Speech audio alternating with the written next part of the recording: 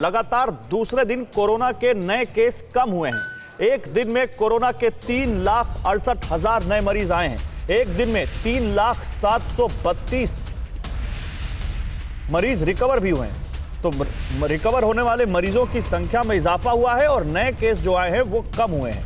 24 घंटे में कोरोना से 3417 मरीजों ने दम तोड़ा है। हालांकि ये आंकड़ा अभी भी चिंताजनक बना हुआ है, बहुत चिंताजनक। और भारत में इस वक्त एक्टिव केस 34 लाख के पार है। मैं डॉक्टर राणा आपके पास आना चाहता हूं सबसे पहले, लेकिन उससे पहले जरा एक और खबर बता दूं, फिर आता हूं। कोविड टास्क फोर्स के सदस्यों ने केंद्र सरकार से मांग की है, कोरोना संक्रमण चेन तोड़ने के लिए कंप्लीट लॉकडाउन की मांग की है।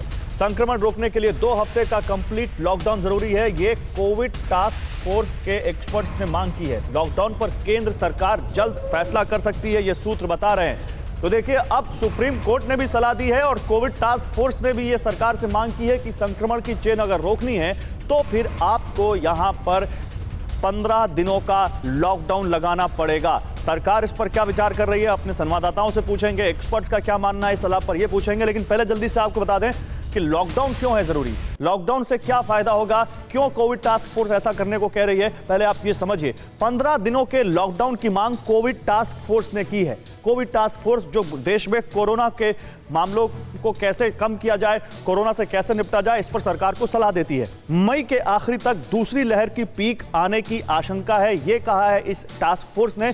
और कहा कि लॉकडाउन नहीं लगा तो रोज 5 लाख से ज्यादा नए केस आ सकते हैं, यह आशंका है, ये इस टास्क फोर्स ने कहा। इसलिए कहा कि 15 दिन का लॉकडाउन लगाइए।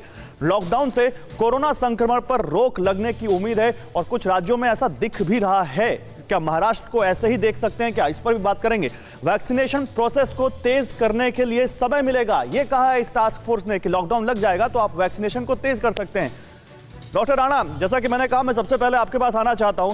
Doctor Rana, Covid task force की इस सलाह से आप कितना सहमत हैं, और जो ये 2 दिन में केसेस कम हुए हैं, क्या इनको देखते हुए हम किसी नतीजे पर पहुंच सकते हैं?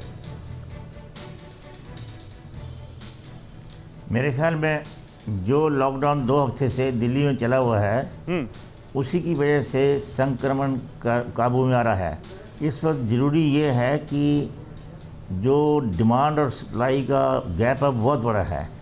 सप्लाई हम सरकार कोशिश कर रही है, हम कोशिश कर रहे हैं, पब्लिक कोशिश कर रही है, बहुत से सोशल ऑर्गेनाइजेशन कोशिश कर रहे हैं, वो किसी हद तक ही आप ले जा सकते हैं। डिमांड या जो संक्रमण है उसको रोकना बहुत ज़रूरी है, और उसके लिए स्टेट लॉकडाउन और सेल्फ लॉकडाउन बहुत ज़रूरी है। मैं दिल्ली में देख रहा हूँ कि सेल्फ लॉकडाउन का फ़र्क पड़ गया, इसका स्टेट लॉकडाउन का काफ़ी फ़र्क पड़ा है। फिर अभी भी हम देखते हैं कि लोग सेल्फ लॉकडाउन नहीं कर रहे हैं, बाज़ारों में घूम रहे हैं। इसको छुट्टी नहीं मानना चाहिए कि स्टेट लॉकडाउन किया तो छुट्टी मानो, चलो इधर घूमते रहे।